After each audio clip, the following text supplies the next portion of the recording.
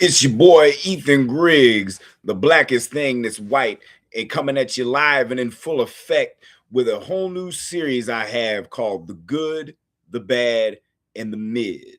And what The Good, the Bad, and the Mid is it's a series where I'm going to be discussing and dissecting the careers of actors, and most specifically, the kind of the criteria for the actors that I'm going to be discussing. They usually got to have at least a 25 to 30-year career span and stuff. That way, it's like a lot to talk about for at least an hour. And who knows, it's going to be like telethon type shit where it's going to go on for as long as it needs to go on. Could go on for hours if need be, but definitely it's going to be a hell of an experience, because one thing about it, I watch every single film that the particular actor I'm going to be discussing has been in, no matter how big or small the role is. If they're kind of in the main cast or credited in the main cast, then I count it. Cameos don't really count, or whatever, little piddly uncredited bullshit that may arise. IMDb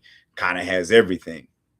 So first up, for this very first episode, I will be going over the career of the great English actress Emily Blunt. And, if I'm being blunt, I would love to smoke a blunt with Emily Blunt. And we're going to get into a very blunt discussion about Emily Blunt. Now, the way this is going to go, if you're familiar with the namesake of this little series, The Good, the Bad, and the Mid, which, of course, for any novices that don't know shit about film, that comes from the great spaghetti western, The Good, the Bad, and the Ugly, And so, the way we're going to do it is we're going to start with the mid, then go with the bad, and we're going to end on the good. And when we get to the good, it's going to be sort of an ascension. I'll talk about all the other ones before I get to the top 10 greatest of all time this particular actor has done. So let's just dive right on in to the great Emily Blunt. And first up, we have the mid. The first one on the mid is A Quiet Place, directed by her husband, John Krasinski. Now, I'll say this about A Quiet Place.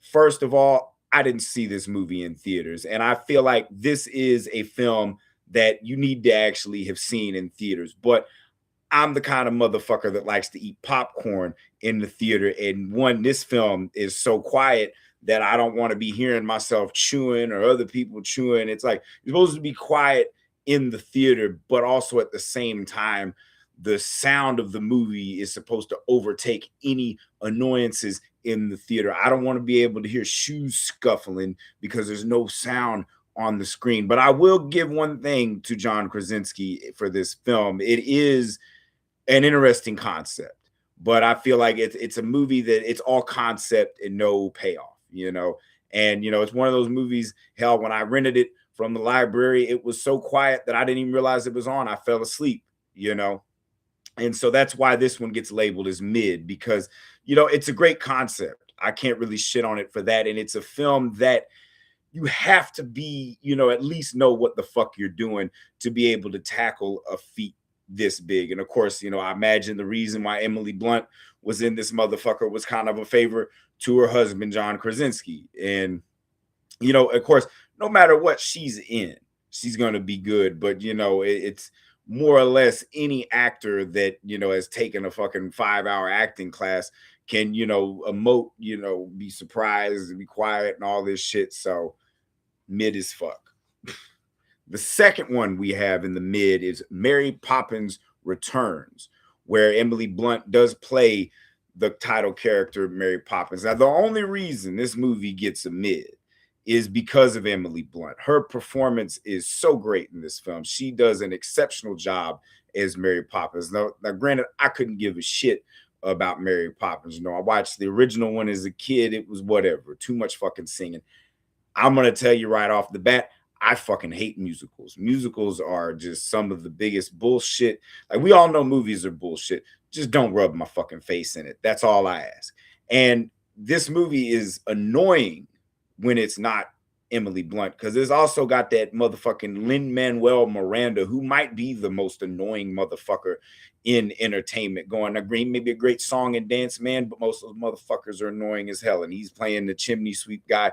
But Emily Blunt absolutely crushes as Mary Poppins, and that's the only reason this movie didn't get a bad, because like she saved it from being bad to just being mid, because it's movie itself is fucking absurd, but it's also got some pretty decent, Colin Firth plays the villain in the movie, and the acting, I forget the name of the guy that plays the father in the film, but he's the guy that plays Q in Skyfall, and of course Emily Mortimer, who's exceptional. She's got a great face, but all in all, like, Mary Poppins Returns, mid as fuck. The next one we have for the mid is The Girl on the Train, directed by Tate Taylor. Forgot to mention too, the Mary Poppins Returns, directed by Rob Marshall, did a bunch of Disney shit, and that Memoirs of a Geisha film. But anyways, third one up on the mid is The Girl on the Train, directed by Tate Taylor, who also directed Ma, starring Octavia Spencer. The Girl on the Train is based off of a book that I haven't read, but the film itself, it's one of those like little, sex littered thrillers and stuff. Emily Blunt plays, she's the title character, the girl on the train, and she's definitely, kind of seems like at the beginning she's some kind of peeping Tom or a peeping Tammy, if you will, and she's all obsessed with this woman's life and stuff, and she's married to that fucking dude. I forget what his name was, but he's the fucking Professor Marston and the Wonder Woman guy and shit. Something Lucas, something Luke, I don't know, but she's obsessed with this motherfucker, but there's a lot of twisty turny things, very Hitchcockian in tone, and it comes to find out that I'm not even going to get into the fucking intricacies of that thriller, because by the end of that movie, it's one of the, like what they call a thrillless thriller. It's all build up and no payoff, because what irks me the most, and I get, you want to be as realistic as possible, but at the end of the day, this is the fucking movies. I want to see something that's entertaining. You got like this big climax where like her fucking ex-husband, we find out it's actually a real piece of shit, played by Justin Theroux, and like the fucking I forget who played the fucking wife, the new wife and shit, but it's like they're having kind of a fucking standoff, showdown, whatever the fuck you want to call it. You find out Emily Blunt wasn't the crazy one this whole time, but this dude's still whooping that, like, fucking stab this motherfucker with something. They just fucking hesitate, like that kind of bullshit, like own the motherfucking shit. You've been drunk this whole fucking movie, and they just fucking go crazy on his ass. But they don't do that. They do kill the motherfucker in the end. But like I said, it's just mid as fuck. Allison Janney and Laura Prepon, the other chick that was in that 70s show. But they all blend together. But those two kind of steal the show, and they're not in it as near as much. I will say this: Justin Theroux does a good job at playing a psycho, and Emily Blunt does have a way of playing like this fucking scared, vulnerable chick. She did play this in several other thrillers that are far worse than The Girl on the Train. And then next up on the mid, number 4, Wild Mountain Thyme, directed by John Patrick Shanley, which I believe he is his most credible, or his most impressive credit was writing the script for Moonstruck, which is an even more pile of shit than Wild Mountain Thyme. Wild Mountain Thyme is a film that's like an Irish folk tale, and it's a kind of a love story between Emily Blunt and Jamie Dornan, who's most notable for playing that Christian Grey motherfucker in 50 Shades of Grey. And they're like farmers, and they live right next to each other. But ever since they were kids, they had like this kind of romance or attraction that's guided them and all this shit. But he's always been too much of a poon to fucking actually make a move and shit. And she's always like throwing it at him, and he's like, oh, I'm like a bee and all this shit. He's all in his own head. But even that cannot compare to having Christopher Walken playing Irishman.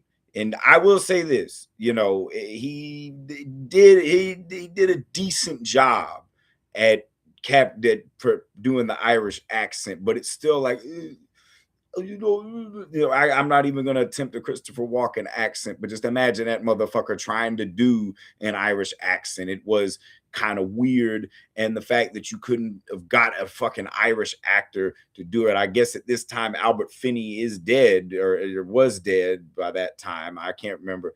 I don't think Albert Finney is still alive. But I'm like, fuck, you could have got him to do it, or many other fucking Irishmen, or a faux Irishman. I don't fucking know.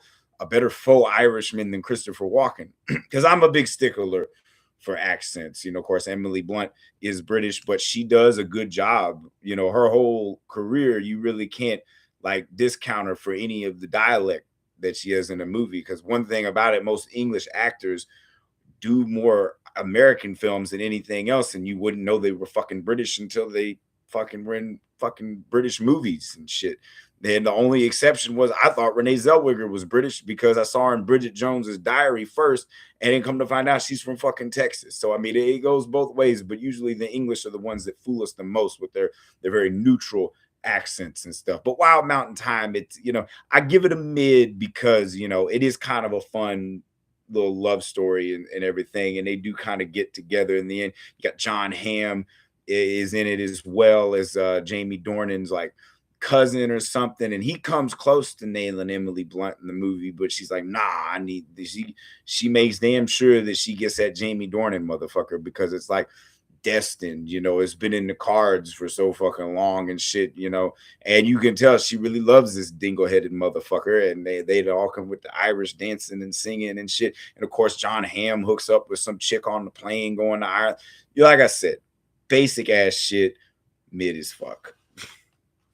And then next up, this would be number 5 on the mid. We have The Huntsman, Winter's War, directed by Cedric Nicholas Troyan.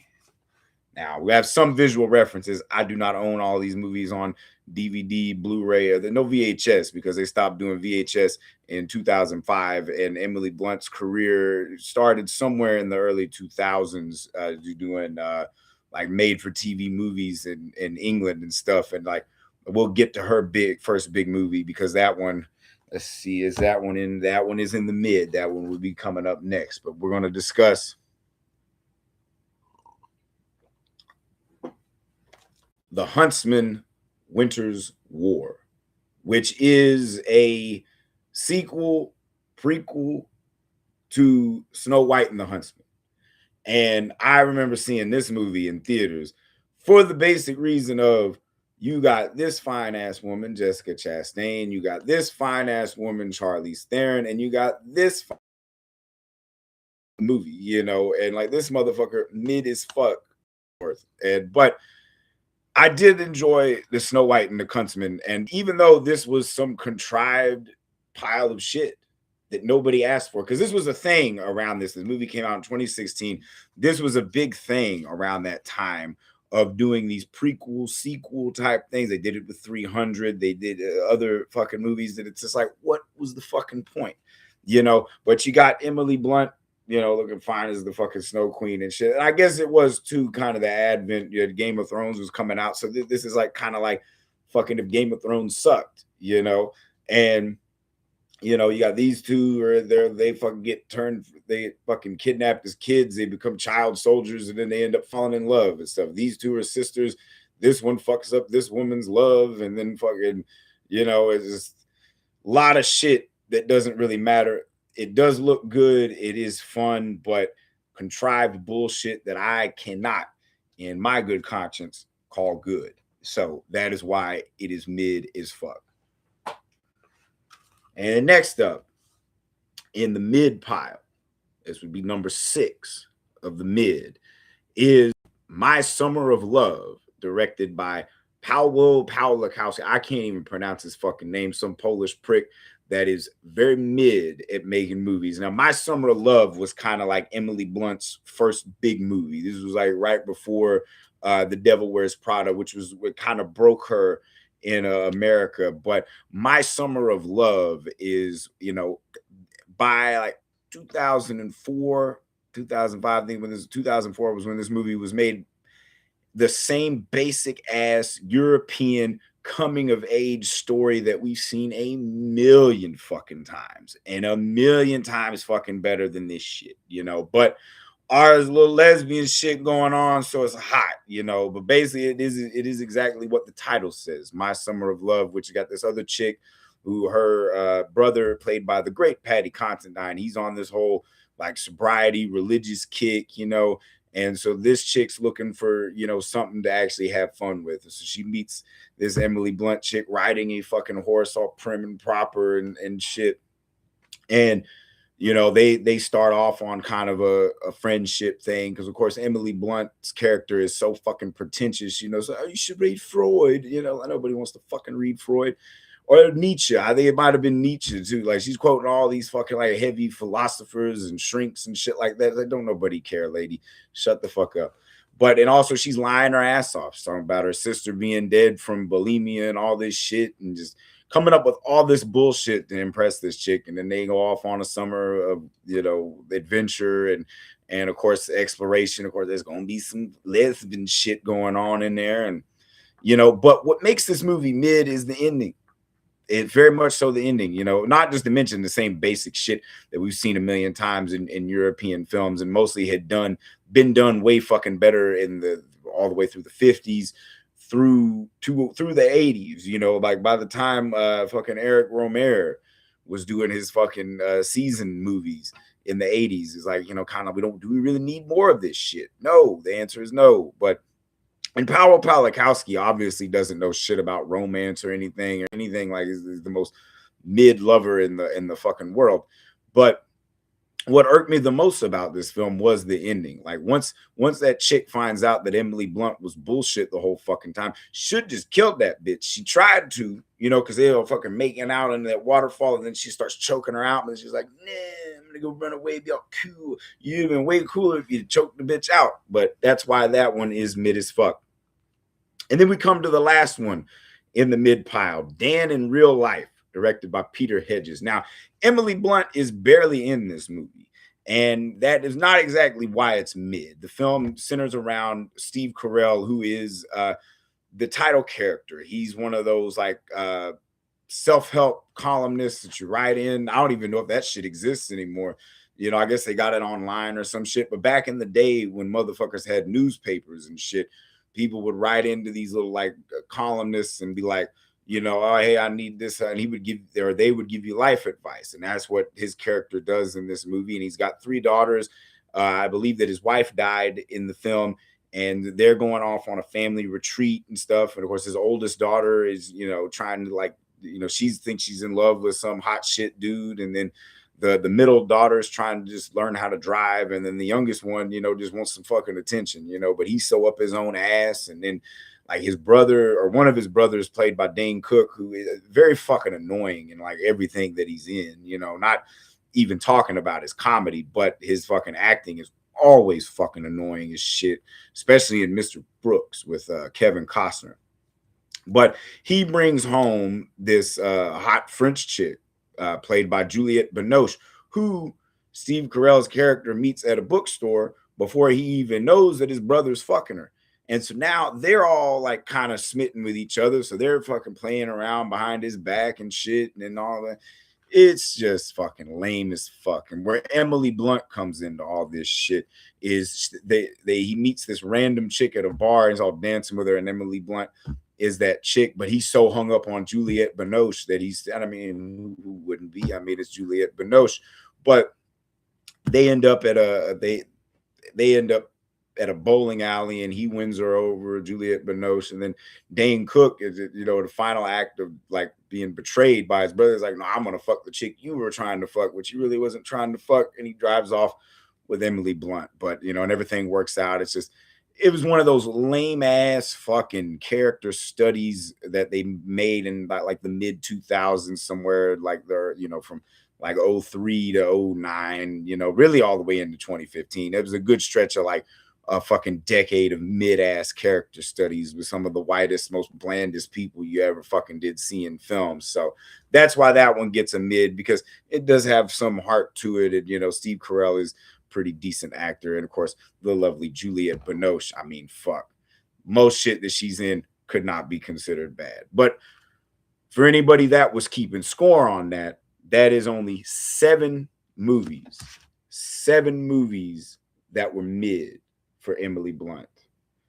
So now we move in to the bad.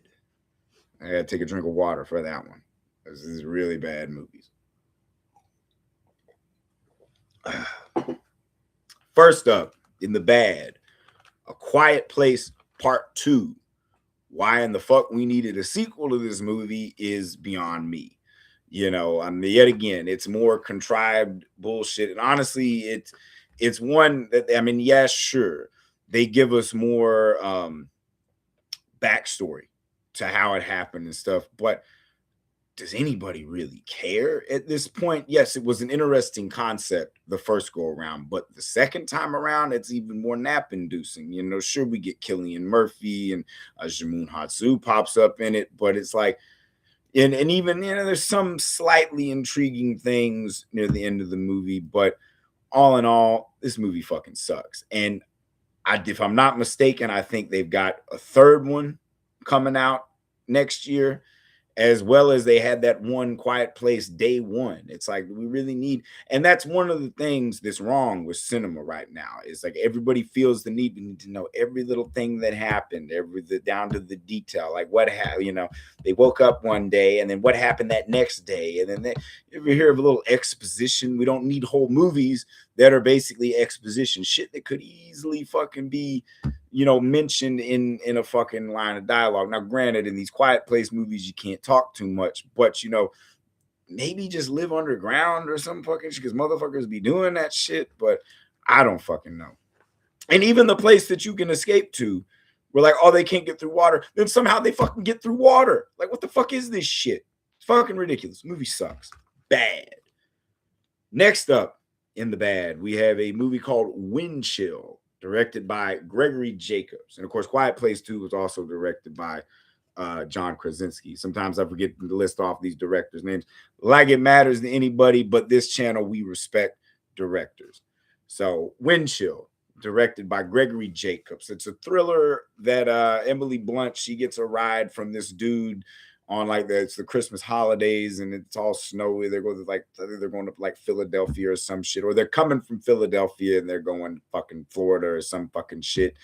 And you know, he kind of like lures her in with some shit, just, you know, kind of a bullshit line just so he can like drive her and all this stuff. And of course, she thinks he's a fucking psycho, and then they, you know, but he's a dumbass. He's like, oh, I'm gonna take the scenic route through the snow, and then they fucking crash and they're stuck in the fucking snow. And then, you know, they start seeing shit that's not there, like the people that have died on the road, like the ghosts and shit. And it turns out the whole fucking movie, the dude's been dead the whole fucking time. And it's just like those kind of movies, like, you know, for somebody that's basic as fuck, they're probably like, oh yeah, it's so cool, man, it's mind-bending, like trash, fucking garbage. Like this movie probably could have been a whole lot better. You know, I'm not blaming Emily Blunt for why this movie sucks. I'm just blaming like whoever wrote the piece of shit and whoever directed the piece of shit didn't know what the fuck they were doing. And like this movie was produced by like Steven Soderbergh and George Clooney, you know, so clearly they saw something in this, but I don't know, the execution was so piss poor. No wonder nobody brings this movie up, because it's bad. It's bad shit, man. Then next up, we have The Wolfman, directed by Joe Johnston, starring Benicio del Toro and Anthony Hopkins, as well as Emily Blunt, and also Hugo Weaving. I remember seeing this movie in theaters, and man, was it fucking garbage. It's even worse the more you watch it. Some movies, you know, you watch it the first time, it's like, yeah, the movie kind of sucked, you know, and then you watch it again, and it's like, nah, and then you're like, oh, it wasn't that bad. But this one, the more you watch it, it's like, man, did I even consider that movie being good? It is fuck, and it's a goddamn waste too, because like Benicio del Toro, one of the greatest actors of all time, and you got that motherfucker playing the Wolfman. Like, and it's not necessarily like his fault. Like the whole, like, I mean, shit, that's a fucking story that has been made since the 40s, all the way back when Lon Chaney Jr. did it for Universal. And that movie's great. And in between that and John Landis's An American Werewolf in London, that tale had not really been done any better. And honestly, those two movies are easily the original Wolfman with Lon Chaney Jr. and American Werewolf in London. Those are the only really great werewolf movies. Rest of them are fucking mid. There's a few other ones who go like The Howling and Silver Bullet and Bad Moon and shit like that, and werewolves and shit. The Wolfman is not, because in this, like, you got the whole shit with Anthony Hopkins actually a wolf, and then there's that whole showdown with them, and it's just and Joe Johnston is usually pretty good at making these types of movies. I mean, he did a great job with like Jurassic Park 3, Captain America, the First Avenger, but I don't know what the fuck went wrong on this one. This shit was just completely shit the fucking bed, because they had a fucking cast of great actors, with the except I think Anthony Hopkins is wildly overrated, but Benicio del Toro, Emily Blunt, and Hugo Weaving do their fucking thing the best that they can. It's just the special effects are fucking absurd and shit, and it's just bad, terrible, trash. Then we get into quite possibly the worst one of the bad, Into the Woods, directed by Rob Marshall. Into the Woods. The only reason I found this was the fucking clearance section. It's the only reason I have this. This movie is there. It's a musical written by I call him the great Stephen Sondheim because academically he is one of the greats of musical theater and shit like that. But it does feature an all-star cast. I mean, you got Meryl Streep, you got Emily Blunt, you got James Corden, Anna Kendrick, Chris Pine, and of course Johnny Depp, who's also playing a wolf. This movie is fucking annoying as shit. There's a fucking scene where Chris Pine, he's pining after the princess, or it's not really the princess yet, but this chick that he met, played by Anna Kendrick, at the fucking bar. She's Cinderella in the film, and he's Prince Charming and all this shit, and he's fucking singing this song with this dude's going agony, and that is the best way to describe this fucking movie, because it takes all those grim fairy tales and turns it into a fucking musical. And the most creepy thing is you got Johnny Depp playing the wolf, and the Little Red Riding Hood bullshit. There's just a Little Red Riding Hood right there. And he's like, oh, little girl, looks like a snack. I'm paraphrasing, mind you, but it's that fucking creepy, oh, little girl, gonna eat you. You could have just, fuck, by that point, you go, hey there, Little Red Riding Hood, you sure are looking good. That would have been far less creepy than the shit they had Johnny Depp saying in this motherfucker. And I ain't even trying to draw parallels to the Amber Heard bullshit. Who gives a fuck about that shit? Fucking political theater, whatever the fuck. Meryl Streep, probably the least annoying one in this movie, is the witch, But what's crazy is like all these motherfuckers go through this shit. You got the kid to get the Jack that sells the Jack with the beanstalk and shit, and the other Little Red Riding Hood, and all these kids go through all this fucking shit. And it ends with them, like, they end up having to live with James Corden as if their lives weren't bad enough to fucking begin with. So yeah, this movie fucking sucks. Too much goddamn singing, just nonstop fucking singing. Going to the ball, going to the ball. Fucking trash. Fucking trash. Anyway, the next one, and this is the last of the bad, is a film called Irresistible, directed by Ann Turner, which is an Australian thriller that stars Susan Sarandon, Sam Neill, and Emily Blunt, of course. Now, Susan Sarandon, I fucking love Susan Sarandon. She's one of the greatest actors of all time, and fine as hell, big old titties, love those redheads. But I don't really buy her as like this vulnerable woman that doesn't know what the fuck she's doing. Because fuck, dude, I'm used to seeing her in shit like Bull Durham and fucking Thelma and Louise and Dead Man Walking and even Atlantic City. You see her in shitty situations and very easily to get out of because she's a tough fucking broad. She don't take no shit. But in this one, she's like, well, fucking don't know what's going on. And then there's this whole thing, like she thinks that the husband, played by Sam Neill, is fucking his secretary, which plays by Emily Blunt. I don't even think it's his fucking secretary. I think she was like the fucking IT person or some shit. But then it comes back around that Emily Blunt's actually the daughter that Susan Sarandon had to give up when she was a young girl and stuff. And so it's like she goes through all this shit to do that. It's like it's fucking terrible. It's very poorly executed. And my biggest complaint is a fucking Australian film. And there's like all of the main actors are not Australian. Because like Sam Neill's from fucking New Zealand, and goddamn Emily Blunt's from London, and of course Susan Sarandon's American. So why couldn't we get some actual fucking Australian actors in an Australian movie? I guess the same thing could be said. Why can't we get some American actors in fucking Hollywood movies and shit? I guess in a way to make it more marketable to an American audience. I guess Susan Sarandon, and of course actors that had very much been established in American films, but fucking terrible. So for anybody keeping score on that one, that is only 5 bad movies that Emily Blunt has done. And like, and then when I say bad, I mean bad. I do not take that lightly. I gave 7 mids because, you know, they weren't bad enough to say to be complete fucking shit. So now we move on to the good. Now this one's lengthy because the thing about it is Emily Blunt has done a lot of good movies, or been in a lot of good movies. And now some of these I had to take them for what they were. Now, I hate fucking musicals, but I gave it the best shot that I could for some of those fucking musicals. And now some of these though may surprise you. So let's get digging into the good. First up, we have My Little Pony, the movie, directed by Jason Thiessen. Like the fucking animated directors matter at all. But like I said, we respect directors on this fucking channel. Now, I don't know shit about My Little Pony, never watched the show, didn't know shit about the toys or any of that shit.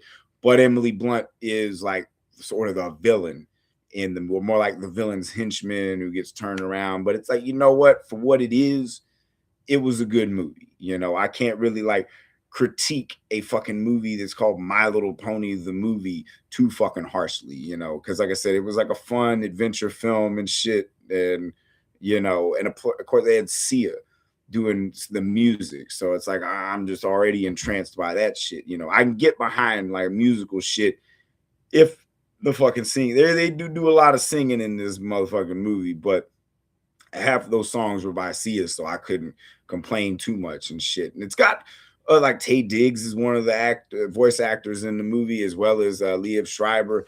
And so there's some talent in this fucking movie. Like I said, it's fun for what it is. I can't really give it too much hell, and I can't really dig too deep into the fucking My Little Pony, the movie, but it wasn't shit. I can tell you that much.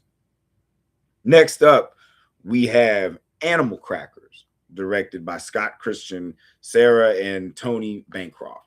Now, this one is a Australian animated film that is on, I believe, Netflix put it out. And so, and this one's, it's fun and quirky too. We also get to see the voice actors at John Krasinski and Emily Blunt. You also get the heavy hitters like Sir Ian McKellen and Danny DeVito, and, you know, and a few other ones that escape me, but I know their voices. I just can't remember their fucking names. But like this one's fun. It's all about like a fucking they inherit a thing of animal crackers that when you eat them, you become an animal, whatever animal is on the made out of the cracker and stuff. And you know, like I said, this one's fun, absurd. Like I said, I'm not gonna, the best thing about it, no fucking singing in it. And so I can't really shit on like fucking cartoons too much unless they're just blatantly fucking bad.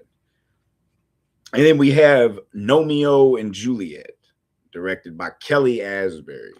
Now, Romeo and Juliet, of course, you can tell by the title, this is a fucking version of Romeo and Juliet as told from the perspective of garden gnomes. You know, the garden gnomes where James McAvoy plays Romeo and Emily Blunt plays Juliet, and you know, and littered with Elton John songs. And you know, can't really be too mad about that because they're not singing. They're doing fucking Elton. That's all Elton John songs used to accentuate what was going on in the film. And this one's got some fucking heavy hitters too. And it's got Michael Caine as one of the voices, Jason Statham, and even Dolly Parton even pops up in this fucking movie. And you know, like I said, it's a fun time. You know, it's from the people that made Shrek, so you can kind of get an idea of the level of comedy that is in this film. And like I said, I didn't hate it. I had fun with it, you know, because like I said, I can have fun with movies. If you didn't notice on this channel, I'm not the asshole film snob you would expect me to be. And then, of course, there's the sequel, Sherlock Gnomes, which Johnny Depp plays the title character, Sherlock Gnomes. And of course, you guessed it, it's this tale of Sherlock Holmes with garden gnomes. And of course, like Chiwetel Ejiofor plays Watson. And I forget the motherfucker that plays Moriarty, but wild, crazy shit. This was wild too. You get even more fucking Elton John songs, and you know, not bad. You know, like I said, you can't really talk too in depth about fucking. I'm a grown ass man. I'm not gonna fucking intellectualize kid shit, but I will watch it once for the sake of this fucking series to say what's good and what's bad. You know, and you know what? It wasn't bad. It was pretty good. You know. Then we have Warrior Queen, directed by Bill Anderson, which was a made-for-TV movie in England, and it's about a Boudica, or I forget, I may be pronouncing that name wrong, but she was a Celtic warrior that led an uprising against the Roman Empire that was trying to take over Britain at that time. And this one is kind of like a soft serve Braveheart in a way, and Emily Blunt plays one of the daughters of Boudica, and man, they go through some shit. I mean, it's pretty heavy for a made-for-TV movie, but made-for-TV movies outside of America are a lot more fucking raw and intense than we're used to and shit, you know, because man, there's like titties in this one, and then you know, like them bitches get violently raped in this motherfucker. And so like you see some shit, you see blood and a lot of battle in it and stuff, but it's still, I would still call it a soft serve Braveheart in a lot of ways. But it was a really good movie, you know, a side of history that I never fucking heard of. I'm just a dumb American. I don't know shit about fucking British history and shit. I sure as hell didn't fucking learn the shit in college because I didn't study the shit. And then next up, we have the Jane Austen Book Club, directed by Robin Swicord. And, you know, right off the bat, you look at this movie, it's like, this movie looks like a pile of shit, you know? And you know what? I didn't hate it because, like, one, I've never in my life read anything written by Jane Austen. But this movie, it's kind of a beautiful movie. Got a sexy cast, you know. Not only do you get Emily Blunt, but you get Maria Bello, Kathy Baker, and I believe that is Amy Brennan right there. Fucking sexy ass cast. And of course, like this chick plays Amy Brennan's daughter, who's also a lesbian. And the movie's like fucking trope city, you know, but essentially the title says it all. It's about a Jane Austen book club that these ladies try to get, they get together. And, you know, because, you know, of course, all of life's problems can be solved by little Jane Austen. I don't know about that shit, but it definitely worked for these ladies in this film because like Maria Bello, she's a dog trainer in this film. And like one of her dogs dies, and that opens like they're holding a funeral for the dog. And of course, Jimmy Smith's fucking bitch ass, he's fucking talking shit. And then turns out that dude's having an affair because he's married to Amy Brennan in the film. And he's having an affair. And when he fucking tells her that he's having an affair, like that shit is fucking brutal and stuff. What was fucked up? The chick that he was like so in love with wasn't even an upgrade from the chick that he had. So in an effort to like get this bitch from being sad, this bitch from being sad, and even this bitch from being sad, because Emily Blunt plays a fucking English teacher, or no, French teacher actually, who's never even been to France. And, you know, she's married to this fucking bro dude that, you know, rather fucking go to a basketball game than fucking take her to fucking Paris and shit. So she's all like fucking creeping on her fucking student that she thinks is hot and all this shit, like we're rehearsing lines with him. So Kathy Baker over here has an idea like, oh, let's start a Jane Austen book club. And every month they do a Jane Austen book. And it also, what's brilliant about it is that they fucking, it all kind of parallels with what's going on in their lives. You know, it's like Sense and Sensibility, Emma, Persuasion, Pride and Prejudice, and all this shit. And they end on Persuasion, and then that one all kinds of makes everybody realize how much fucking idiots they are, and they get back to where they were supposed to be, and everything works out in the end. And Flash, you know, all like I said, corny as fuck, but not a bad movie. I enjoyed it. I probably laughing at all the wrong shit because I'm a fucking asshole. But hey, you know what? I still said it was fucking good. And next up, we have Your Sister's Sister, directed by Lynn Shelton. This is another one of those like IFC fucking indie dramedies, if you will, that came out in like I said, somewhere between 2005 and 2015, where like a bunch of like white bread motherfuckers would sit around and discuss how to get their life together when really the only reason it was going bad because these motherfuckers were fucking up. And it centers around three characters. It opens at a funeral or kind of a wake, memorial, whatever the fuck you want to call it, for this guy, which is the brother of the Mark Duplass in the film. And Mark Duplass and his brother Jay Duplass were directors that were kind of on the come up at this time. I believe they did that movie Baghead, but I think around this time they had just come out with Jeff Who Lives at Home, which stars Jason Segel and the dentist guy from The Hangover, Ed Helms. And so they were kind of like little indie sweethearts, and they would occasionally do acting. Mark Duplass more so than Jay Duplass. And they're both silly, dumpy looking motherfuckers. So like they're only going to be in indie films. And so he's kind of, he eulogizes his brother, and he tries to eulogize his brother the best way that he can. He doesn't want to sugarcoat it. He wants to celebrate the man for all of his faults and flaws, because to do anything different would be a disservice to the man himself.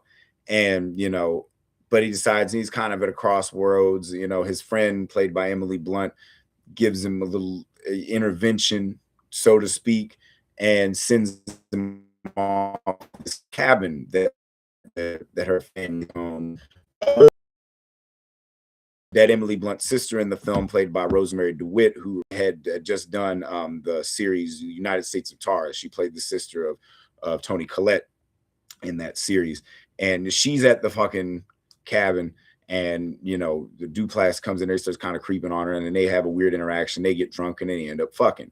Well, add that the next day, Emily Blunt shows up, even though she wasn't supposed to. She's supposed to be working and all this shit and everything. And then then it becomes like, honestly, it's more of like a Ingmar Bergman film meets Cassavetes, and the acting in it is really good. These are three very good actors, and they go through some shit that, pretty fucked up, because it turns out that, maybe that because Rosemary DeWitt's character is a lesbian, but, she also wants a kid. And then Emily Blunt's character is too afraid to fucking admit that she is in love with Mark Duplass's character. And then, it has one of those endings where it just ends. We see Rosemary DeWitt taking a pregnancy test because apparently she was just trying to steal some sperm from Mark Duplass. And she takes the pregnancy test, but we never know what the results are. Just fucking ends. Now, some people hate that shit. I, on the other hand, like that shit, because why? You just want to keep the fucking movie keeps going on and on and on and on. I like it where it just fucking ends. I don't need to know everything, because you see that they're all three together waiting for the results of that pregnancy test. They've clearly come together, gotten over their own bullshit, and they found where they need to fucking be. Brilliant acting. You can tell also that, all three actors who are listed as consultants on the film had a fucking say in the dialogue. So it does feel very naturalistic, and, actually gives each one of these actors a really good performance. And then next up, we have Salmon Fishing in the Yemen, directed by the Swedish director Lasse Hallström, who, he made a great film in his native country of Sweden called My Life as a Dog. Magnificent, like a Swedish 400 Blows. And then he came to America and became one of the go-to directors for Miramax and stuff. And Salmon Fishing in the Yemen, I think at this point, was like a Weinstein after Miramax and Dimension, kind of after Disney pulled the fucking funding for Miramax. But Salmon Fishing in the Yemen is kind of like that basic geriatric fucking love story shit, but it's got Ewan McGregor and Emily Blunt. And if that don't already just charm the pants off you, I don't know what the fuck is wrong with you, you know. And I think it's based off of a true story about, you know, they were trying to introduce, as the title says, salmon fishing in the Yemen. And of course, you know, so they get this fishing expert played by Ewan McGregor to help, because Emily Blunt's the one leading the project. And then one of the I don't know, kind of PR persons for the fucking British government, played by Kristen Scott Thomas, who's simply amazing. And she ends up, you know, she wants to see, there's some kind of terrorist shit that happened somewhere, so they need a good story. So they're trying to do the whole, oh, salmon fishing in the Yemen, you know, that's a, you know, positive Middle East story, you know, whatever the fuck. It's really a, you know, beautiful film, you know, kind of like, look, like I said, very lighthearted, but it's one of those, it's like the oddest shit can bring people together. And of course, like the chemistry that amazing that makes this movie a lot. That's why I give it a good, mainly because of those two lovely motherfuckers. You know, they both can act like nobody's business. The next one we have is The Great Buck Howard, directed by Sean McGinley. And the title character, Buck Howard, is played by John Malkovich. And it's based off of this hypnotist that I forget the actual name of the guy, but he was somebody that was featured on Johnny Carson a lot. And they could never prove that his stuff was fake and that he had any help, because there was like this whole like trick that he did where it was like he could find the money, or he, you know, somebody would hide some money in the audience and he would find it and all this shit. And John Malkovich is absolutely brilliant as the Buck Howard character. And we get Colin Hanks, who is the son of Tom Hanks, and who Tom Hanks also plays his father in the movie. But he's like supposed to go off to law school, but he says, fuck that, I want to be a writer. But then of course he realizes being a writer don't make you no fucking money. So he's got to find a job that he can actually get some money. And he becomes this road manager for the Great Buck Howard and everything. And, you know, kind of, he ends up kind of like romanticizing all of the shit that Buck Howard does. And, you know, because has like a certain loyalty to him, despite all of his fucking quirks and shit like that. And of course, a publicist comes in, played by Emily Blunt, to try to, you know, really push the Great Buck Howard image, because he's also planning some major fucking new trick and this stuff. And, you know, of course, Colin Hanks and Emily Blunt end up fucking, and, you know, it turns into a calamity though when, like, you know, other bullshit happens and stuff. But it's actually a really beautiful film. All performances are great in the film. The only thing is, when I watched it on YouTube, the audio was out of sync. So, but even that didn't take away from the beauty. Pain Hustlers, directed by David Yates, who is noted for directing most of the Harry Potter movies, especially all the later ones and stuff. And he kind of throws this basic type filmmaking into Pain Hustlers, which I believe is a Netflix, if not a Netflix original, something that Netflix acquired and they put it out. It's only on their platform.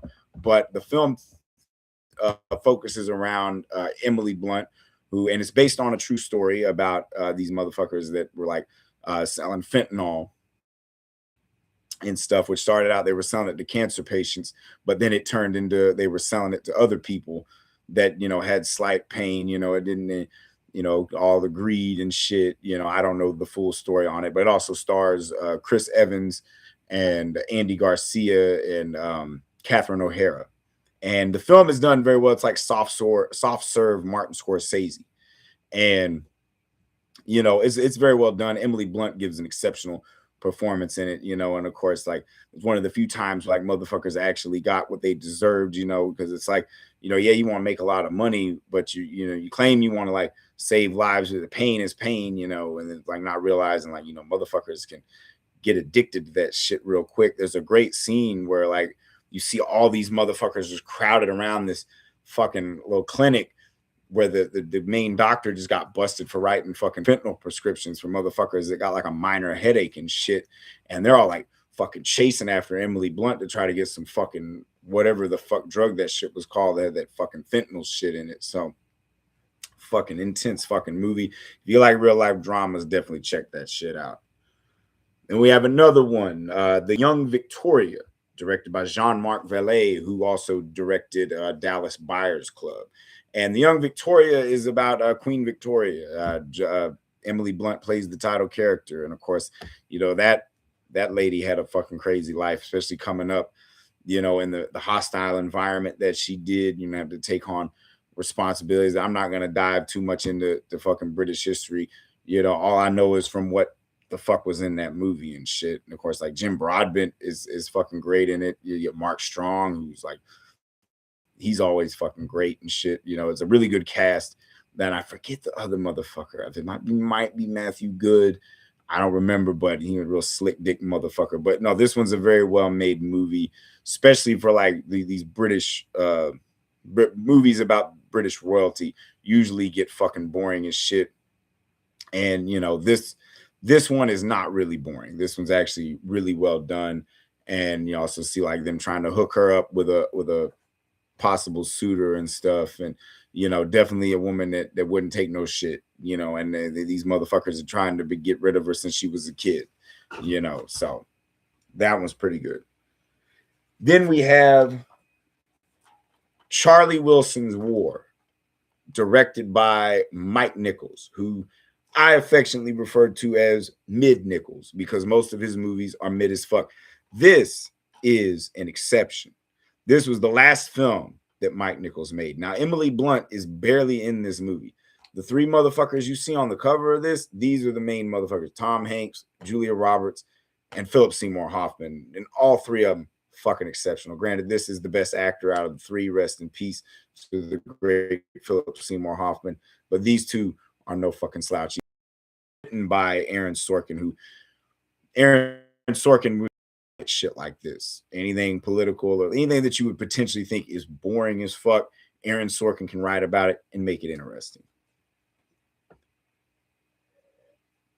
But if you're not familiar with this story, it's about a Texas representative, Charlie Wilson, who basically helped mobilize the effort to arm the Afghan people during the Russian invasion and stuff, because you got like this socialite who's pushing him to do shit, and you got this motherfucker in the CIA to try to, that he ends up working with and stuff. It's a really well made movie, very well written, very well acted. Where Emily Blunt comes into this motherfucker is she's in the very beginning of it, playing the daughter of some fucking owner of a bunch of Dairy Queens or some shit, and she ends up fucking Charlie Wilson. And so, I mean, anytime you see Emily Blunt in her underwear, that's not bad, but other than that, the movie is really good. When I first watched it, it irked the shit out of me because it's basically like how we created the Taliban and shit. But watching the movie, I was like, it's actually a really good movie. So this one is good.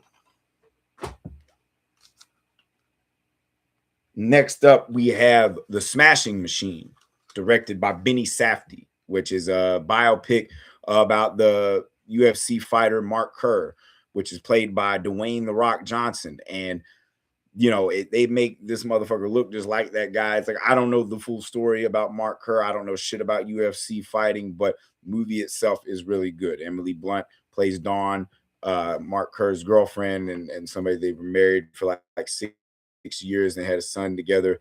And it's very dark. I mean, there's not really a movie that's made about fighting that is actually fun, unless it's fucking Rocky, which is why Rocky is fucking bullshit. But I mean, for motherfuckers that get paid to get the shit punched out of them, they're not, not really happy people, but Benny Safdie proves that out of the Safdie brothers, he's the better of the filmmaker, because you got the same year that Benny Safdie did The Smashing Machine, I think it's Josh Safdie did Marty Supreme. So it's like, Benny's over here making real shit. Josh over here just fucking around with rat-faced Timothy Chalamet. So they basically robbed Dwayne "The Rock" Johnson of that Oscar. Now, we'll say this: Emily Blunt does not have an Oscar. Now, by the end of this, I will tell you what the fuck I think she should have won that Oscar for. Then next, we have Jungle Cruise, which is another film where Emily Blunt stars alongside Dwayne "The Rock" Johnson. Now, know what you're thinking. Jungle Cruise, good? For all the haters out there, yes, it is. It's fucking fun. It's like The Mummy meets the African Queen. You got Emily Blunt kind of playing that strong-minded character. She's got a brother that's a little on the fruity side, And at that time in the early like World War I days, where women couldn't be taken seriously as like doctor or anything, but just whatever was considered the woman's role. But she's having to use him as a front to get the research funded for her to go to the Amazon to find what, like, the fountain of youth or some fucking shit, some shit like that. And then she gets help from a riverboat captain played by The Rock, who's like secrets of his own. But like, this movie's just fucking fun. And not to mention, you got Jesse Plemons playing a fucking crazy German. I mean, this is a fucking Dallas boy playing German, fucking crazy German, and he's crushing at it. I can't even be mad at it. You also got the great Edgar Ramirez playing one of the fucking dudes, the conquistadors that are cursed by the fucking forest because he tried to run off with that fountain of youth shit. And so, like I said, fun adventure. Can't even really be mad at it. This is what movies are all about: having a good time and enjoying the shit, fucking adventure, escapism. That's what fucking movies are about. Sure, this fucking scene. And then we have Gulliver's Travels, directed by Rob Letterman. This one like surprised the fuck out of me because you can already tell this looks like a pile of shit, right? This is a fucking pile of shit. You got the fucking Jack Black, Gulliver's Travels. Get the fuck out of here, right? This movie is fucking fun. Like, Jack Black, very restrained Jack Black. And it's got Amanda Pete. She's fucking exceptional and everything. And like one of the most slept on, I've been sleeping on this dude forever. Jason Segel fucking owns this shit, dog. Like, he's fucking great. He's kind of like the one little person that like is like friends with Jack Black and shit. And then of course Emily Blunt is the princess, dude. She's fucking absolutely amazing. And Chris Dowd as the villain, of course that dude's fucking great. But yeah, Gulliver's Travels, this shit is fun as fuck. Like, I was surprised, completely fucking surprised. So yeah, really fucking good, hilarious, fun, and very well acted, especially Jason Segel and Emily Blunt, top notch. And we have Wild Target, directed by Jonathan Lynn, who directed such films as My Cousin Vinny, Clue the Movie, The Fighting Temptations, Nuns on the Run, and The Whole Nine Yards. I couldn't think. I know I had one more that he did. Wild Target is a British film that is centers around a hitman who's kind of like at his wit's end, played by Bill Nye. And he's supposed to take out this thief, played by Emily Blunt, but he fucks around and ends up falling in love with her. And he ends up picking up an apprentice, played by that lovable ginger Rupert Grint, most notable for playing Ron Weasley in the Harry Potter movies. And then, of course, like the kingpin, that's all that Emily Blunt stole from, played by the ever fruity Rupert Everett. And he ends up sending another hitman after the hitman, and that hitman is Martin Freeman, Bilbo Baggins himself, or fucking Watson if you're into that whole Sherlock shit. But this is a fun movie. Bill Nye, fucking great. Emily Blunt, hot as shit in this movie, fucking exceptional. You can't go wrong with good old-fashioned crime, comedy, whatever the fuck you want to call it. I just call it fun. Wild Target, good as fuck. Ooh, I got notes. She did a lot of good movies. She's a good actress. Then we have the most recent one that Emily Blunt has come out with, Disclosure Day, directed by Steven Spielberg. Now, I know motherfuckers out here talking shit about Disclosure Day, and I honestly don't understand why.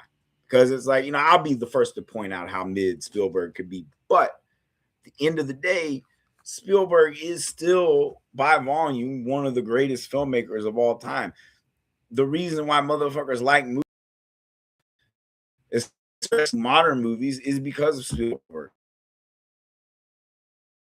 And fucking even E.T., which I was big on. But what Disclosure Day is for me, it's like a tech upgrade of Close Encounters of the Third Kind. And I like it better than Close Encounters of the Third Kind, as one of the greatest openings that I've ever seen, especially in a Spielberg film. And it's like a really great adventure film. And Spielberg had, like, I can't remember the last good Spielberg movie that I've seen. Could it have been The Terminal? I don't know. Anything in between The Terminal and Disclosure Day, most of his shit has been mid as fuck. War Horse, fucking Indiana Jones and Crystal Skull, West Side Story remake. What the fuck, dude? You're Steven Spielberg. What the fuck are you remaking West Side Story for? Disclosure Day, kind of a return to form for him, because he, granted, how many times is he going to do the alien shit? He's done at least what 4 or 5 alien-centered movies and shit. So he's got to really make it different, and he does. Made the fucking David Coep, or however the fuck you say his name, rewrite that motherfucker like 1042 something times. And I say it paid off, because it's got that guy, I can't remember the dude's name, but he's one of the little fuckers that Zendaya's fucking with in Challengers. And he's absolutely brilliant in the film. And like, he understands all like the math shit, the language of the universe, so to speak. And I'm not gonna many fucking spoilers. I think I probably already did, but I mean, y'all talking shit, so y'all have probably already seen the goddamn movie. But then you get Emily Blunt, who is like the fucking connection of the aliens and shit, and she's a fucking weather person in Kansas. Fucking, I will spoil it. Fucking goddamn spoiler alert.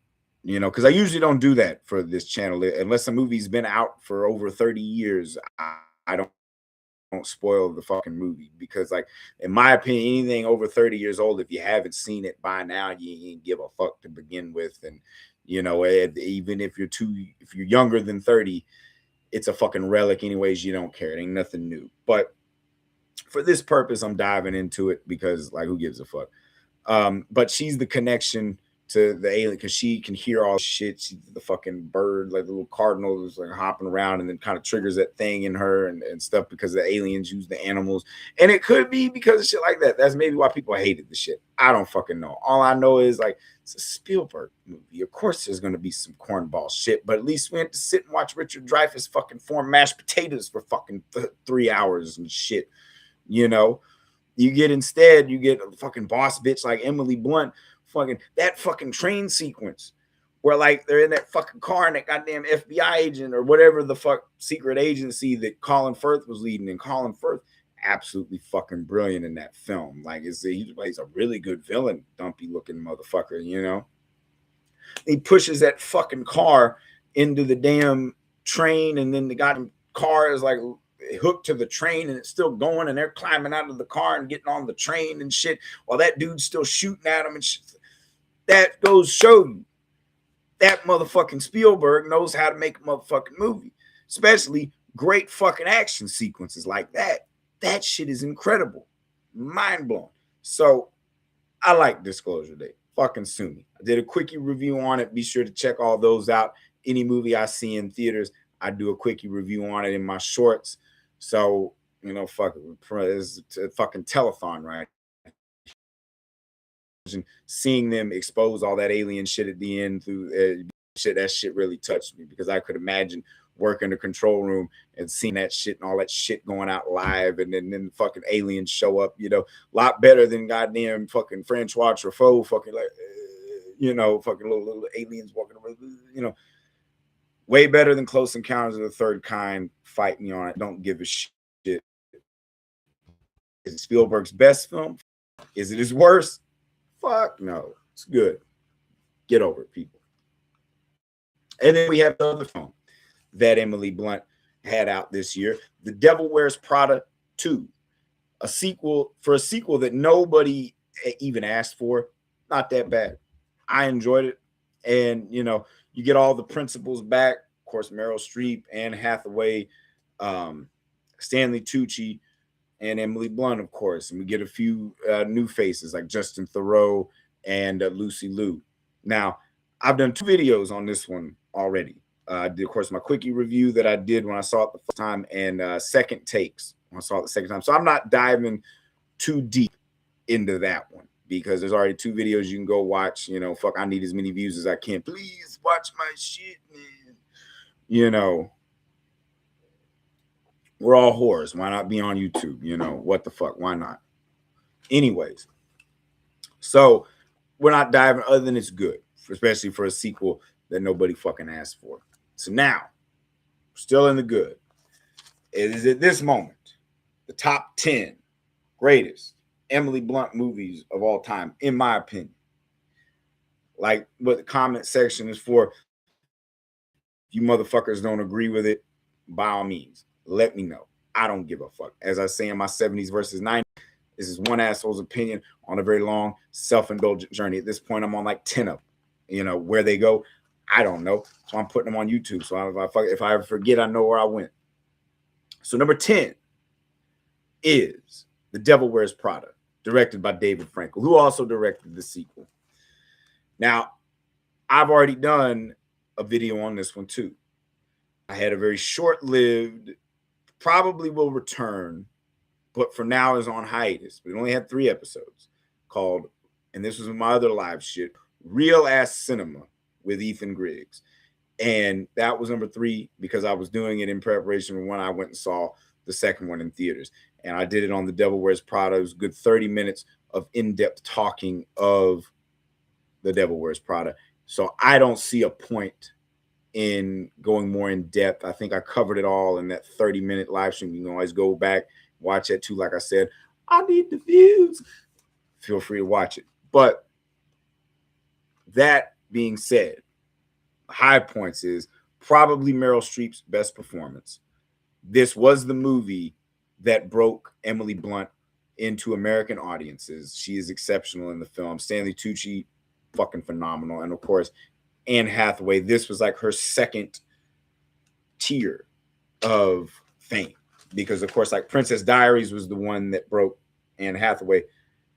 The Devil Wears Prada kind of like moved her into different territory, because in between Princess Diaries and Devil Wears Prada is where, you know, she did mostly the kid shit. And then she was kind of moved on to adult. Now, in October, since Anne Hathaway has 5 fucking movies coming out this year, October will be the episode I do for Anne Hathaway for The Good, the Bad, and the Men after I have seen the last that she has coming out for the year. And who knows,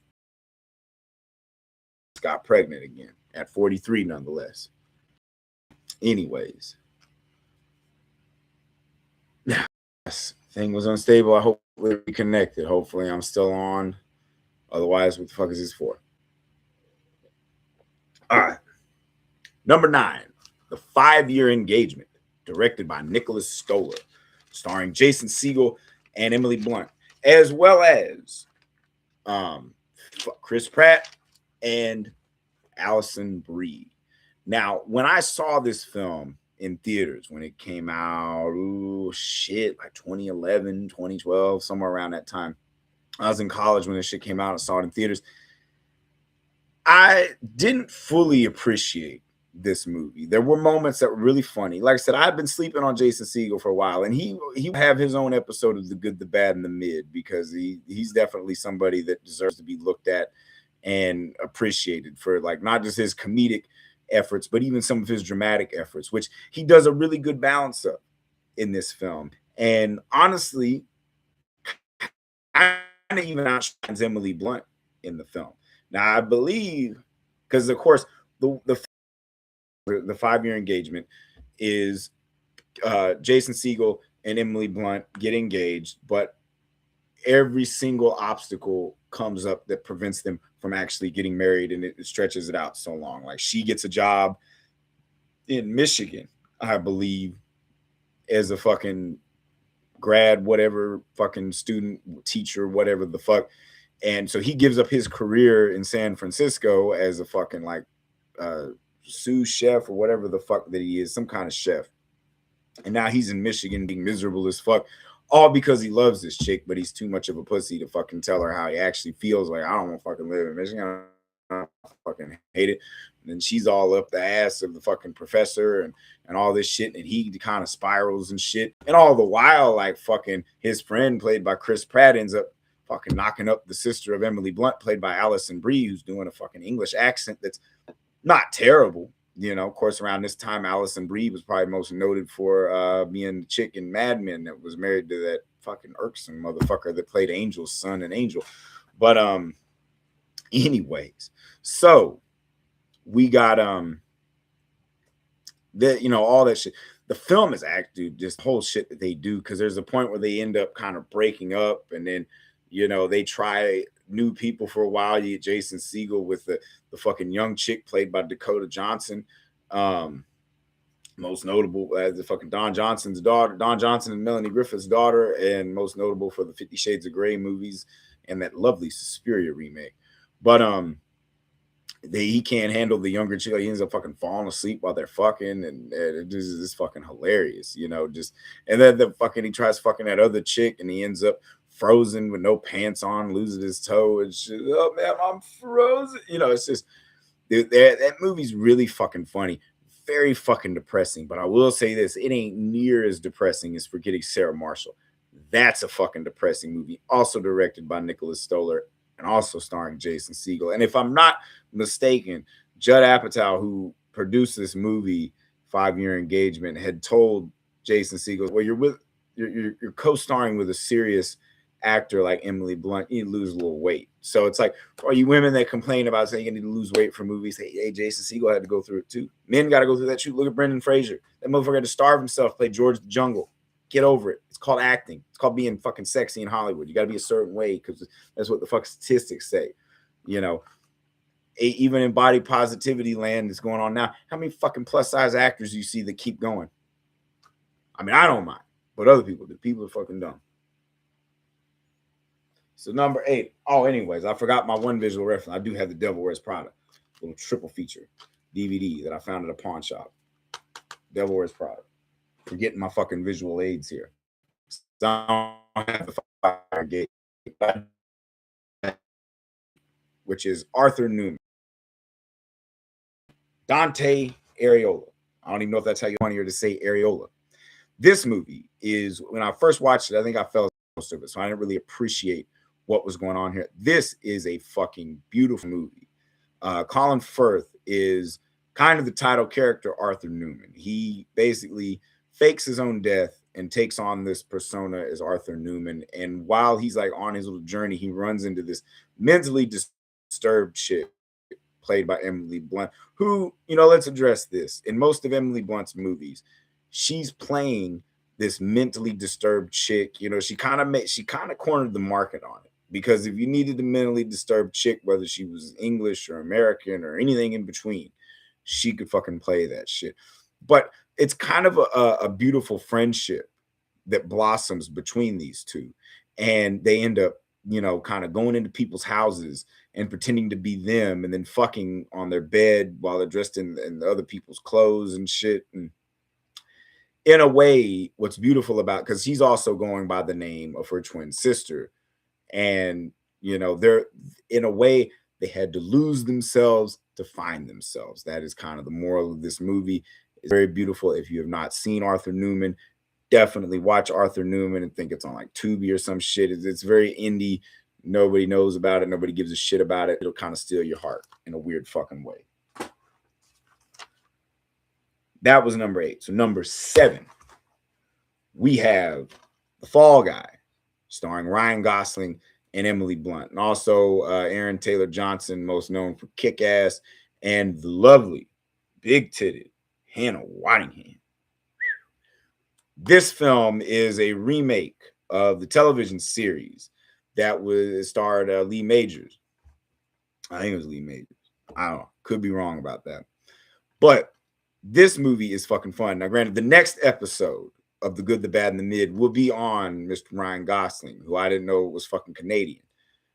That's all the Ryans come from Canada, apparently. Anyways, these two have excellent fucking chemistry. This film is fun. It's directed by David Leitch, who was one of the directors of John Wick, and also a stuntman himself. Because this film is, and what the TV series was, it was kind of a love song to the stunt community, which is a community that don't get enough love, in my opinion. The one motherfucker that has paid the stunt community the amount of love that it deserves is Quentin Tarantino. If we're going to praise Tarantino for anything, it's how much love he's shown. These crazy motherfuckers doing this shit, and it's been this way since fuck. Motherfuckers just down a bottle of booze and there's luck and courage, and motherfuckers have died for this shit, like in Flight of the Phoenix, you know, and it just one, because it's been more than just one. But anyways, this is a fucking murder mystery and shit, you know, and all, of course, it's a love story between these two. She becomes a fucking director, and it's all like, you know, and he's this motherfucker's funny. Like Ryan Gosling, like he's a great actor, fucking great comedian and shit. We'll dive further into his shit in the next episode of The Good, the Bad, and Mid. But The Fall Guy, really fucking good, very enjoyable. Saw this one in theaters, enjoyed it even more watching it on The fucking Fall Guy. Really good fucking movie. Number 6 is The Adjustment Bureau, directed by George Nolfi. Don't know what the fuck that is. But this movie stars Matt Damon and Emily Blunt, and also John Slattery, Anthony Mackie, and the ever scowling Terrence Stamp. This movie is, when I saw it in theaters, I was like, oh, it's kind of basic. But granted, that was back in 2011. The fuck did I know in 2011? Watching this again, I'm like, dude, this shit's that, because Matt Damon, what a fucking actor.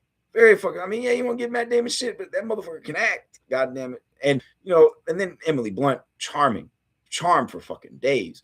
Of course, this motherfucker is going to defy fate, say, fuck you, fucking fedora wearing motherfuckers. I'm going to get Emily Blunt. Fuck yeah. Now, The Adjustment Bureau, fucking great. It's based off of a Philip K. Dick short novella, whatever the fuck you want to call it. Really good fucking movie. Like, very, like, different kind of sci-fi flick. And, you know, it's a love story too. You know, who doesn't love a good love story, sci-fi fucking extravaganza? Adjustment Bureau, good. Number 5, we have Christopher Nolan's Oppenheimer. What a picture. Now, Emily Blunt is a small part of a fucking cast that includes Cillian Murphy in an Oscar-winning performance. I mean, this movie swept the Oscars in 2023. Why wouldn't it? You know, fucking Christopher Nolan, best director, best picture, fucking best actor, Cillian Murphy. Best supporting actor went to Robert Downey Jr. when it should have went to motherfucking Matt Damon. Fucking incredible. Matt Damon probably was even better than Cillian Murphy in this movie. Robert Downey Jr. knew it. That's why I mentioned his name in his fucking Oscar acceptance speech. We also get Florence Pugh. Get to see her titties again. Like, we didn't see a lot of them in Lady fucking Macbeth. Also Josh Hartnett. Gary Oldman is Harry S. Truman. Fucking Jesus Jones. It goes on. Fucking Jason Clarke playing an asshole. Casey Affleck playing an asshole. A lot of assholes in this movie. Heavy fucking shit. Benny Safdie's even in this motherfucker. Like, every motherfucker. Like, Christopher Nolan. He didn't do this for the Oscar bait. This motherfucker had been trying to make this movie for 10 fucking years. Wrote and directed it himself. One of the few movies that he made that had nothing to do with his brother Jonathan.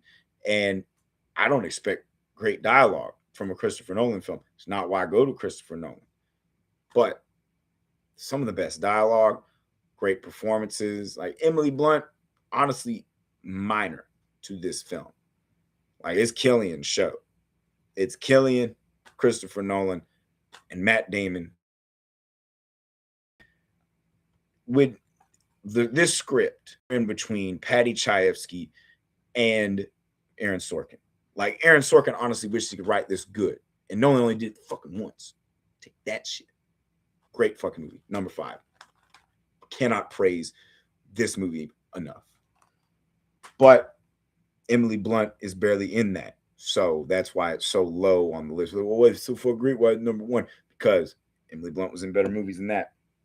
Case in point, number 4. Edge of Tomorrow, which a lot of motherfuckers claim is also called Live, Die, Repeat. I always thought that was the fucking tagline, but and it's weird because it's like Live, Die, Repeat, but then fucking like Edge of Tomorrow, Cruise, Blunt does. You got Tom Cruise and Emily Blunt. I'm not a big Tom Cruise fan, but you know, when that motherfucker gets in some shit, when he gets a good movie, he knows how to run with it. And you know what? Speaking of the stunt community, this motherfucker does his own stunts. That's pretty fucking impressive. Most motherfuckers don't do their own stunts. Most fucking studios won't even like entertain that shit because, you know, fuck the insurance alone. But this film, directed by Doug Liman, is sort of like if Groundhog Day had aliens in it. And of course, the whole alien invasion going on, like Bill Paxton, rest in peace, Bill Paxton. What a fucking actor. He's so great in this film. But there's an alien invasion. Like Tom Cruise is like this fucking kind of PR soldier, you know, but then somehow he pisses off somebody and he gets thrown into like basic training and they throw him on the front lines. And of course, this motherfucker don't know what he's doing, and he ends up fucking getting that alien goo on him and shit and all of it. And he dies, but then he wakes up the fucking previous day and shit. And so he has to keep, every time he dies, he has to keep living the day out, sort of like playing fucking video games.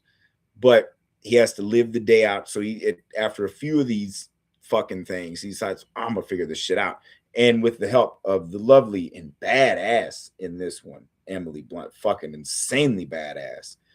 And you know, like the thing about it is, when she wasn't playing a train wreck, she was playing a fucking badass. So, and we'll recap at the end of it, but like Jesus Jones, so fucking badass in this, you know, and of course, like fucking owns Tom Cruise's little bitch ass too.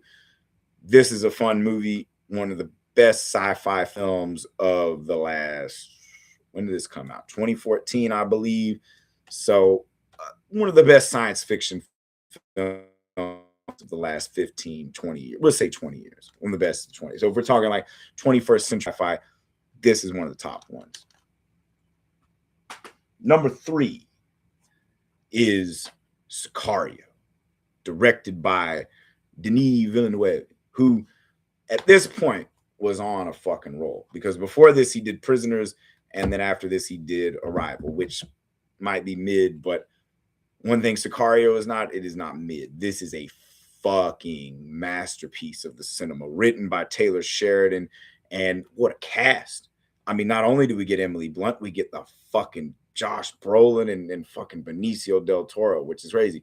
Little Wolfman reunion, you know, is way better than fucking Wolfman, no. And it's funny because they keep bringing up wolves and shit. And like, I really thought he was gonna kill that bitch at the end of this fucking movie too, because it's like she's this kind of straight-laced FBI agent. She's good at like knocking down doors and shit, but she asks too many questions and she's got morals. These two motherfuckers don't have one. I mean, the goddamn cartel killed his fucking family, and this motherfucker's just trying to get results. Like, these are fucking badasses in this movie.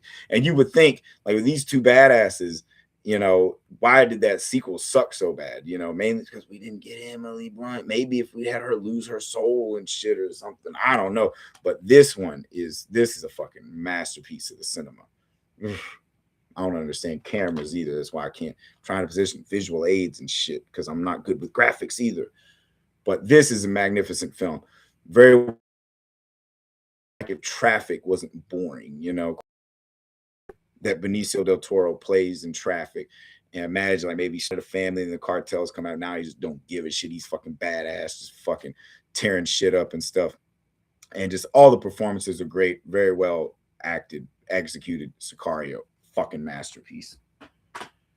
Then we come to number 2, Rian Johnson's Looper. Now, I'm not one to praise Rian Johnson as a filmmaker, but Jesus Jones, Looper is one of the greatest movies ever made, one of the greatest sci-fi movies.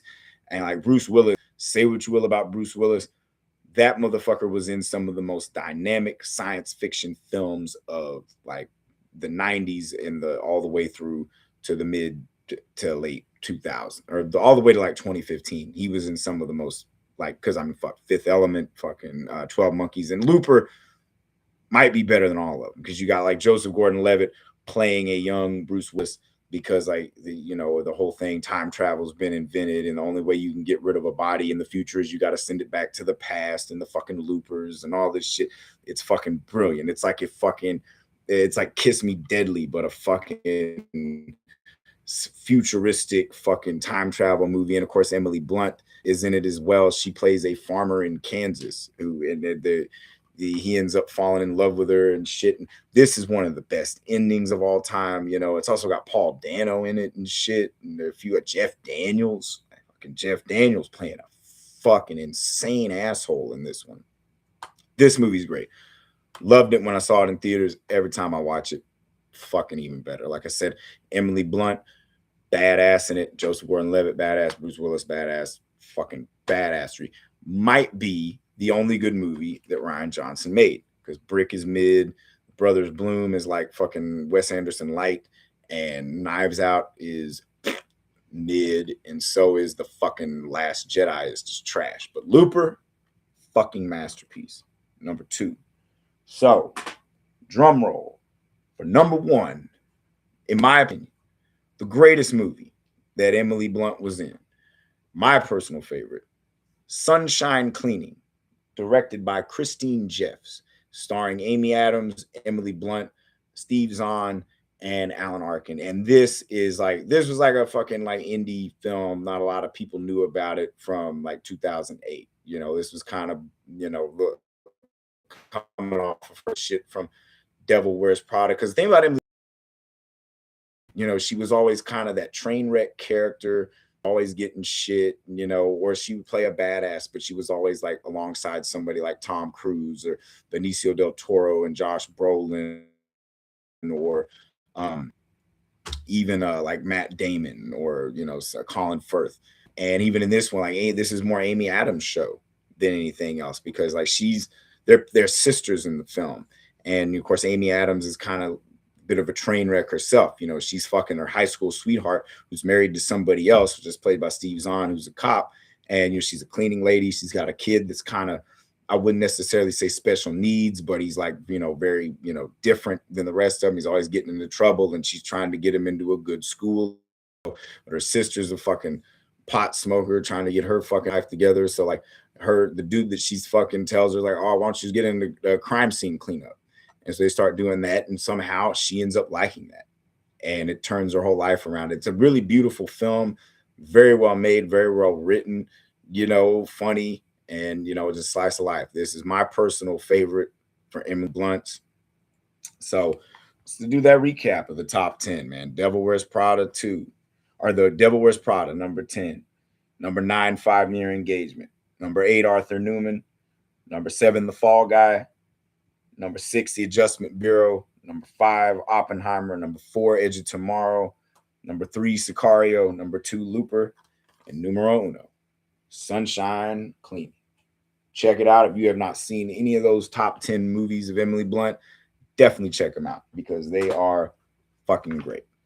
And that's 28 for good. So I would say Emily Blunt is not only a good actor, but a great fucking actor. I mean, 28 good, only 5 bad, only 7 mid. I would say she's really fucking good. I like her anyways. Like I said, I'd like to smoke a blunt with Emily Blunt. I'll even fight that John Krasinski fella. Not just kidding. He's all Jack Ryan now. I'd get my ass whooped. But she is a phenomenal actress. And what's crazy too, like it means anything, only 4 films directed by women. Now, 2 of those, I believe, were the mid. Or were they? No. You know what? One of them was bad. Ann Turner, who directed Irresistible. And a few of the rest of them were good. Lynn Shelton, who directed Your Sister's Sister. And Robin Swycord, who directed the Jane Austen Book Club. And of course, the best one, Sunshine Cleaning, directed by Christine Jeffs. So I guess what that says about women directors, kind of mid, I guess, at least for the ones that Emily Blunt worked with. And she doesn't really have a director that she works with regularly. I think the most films that she's done with a director is maybe 2, and that's Rob Marshall, but that's just because she's some kind of Disney contract or something, that Into the Woods and Mary Poppins Returns. And David Frankel too, because he's the director of the Devil Wears Prada movies. But other than that, she's never worked with a director more than twice. So that in and of itself is, she kind of just goes where the work does. Most English actors are better than any other actor, and they're just dedicated to the craft. But, she did a lot of kid shit too. But that could also be because she has kids, but her best shit, in my opinion, is the raw, gritty shit. Whether she's playing a train wreck or a badass, she's owning it either way. And it's usually, if the movie sucks, it's not really her fault. Could be a poor script, could be a shitty director. My Summer of Love, that movie could have been a lot fucking better in the hands of our superior director, you know. But even ones that are like not that well known, like Chris, lovely little indie gem, Sunshine Cleaning. So, all in all, this has been the first episode of The Good, the Bad, and the Mid. And it's featured the lovely Emily Blunt, you know, who makes that duck face look so fucking sexy and just has a sultriness to her that, you know, she can pretty much play anything. All those movies you talk about, whether they were good, bad, or mid, she's playing all kinds of different shit and owning it in her own special way. Because, like I said, you know, and especially when she's in her native accent, because I mean, British accents are sexy, especially on women. So I hope you've enjoyed this first installment. The next episode, The Good, Bad, and the Mid. No schedule for it. These will usually happen about once every month or once every 2 months, depending on how many movies I got to go through. The next actor that we will take a look at in The Good, the Bad, and the Mid will be Ryan Gosling, who also doesn't have an Oscar. Now, Emily Blunt doesn't have an Oscar either. I honestly think she should have got it for Sunshine Cleaning, but it is what it is. Who knows?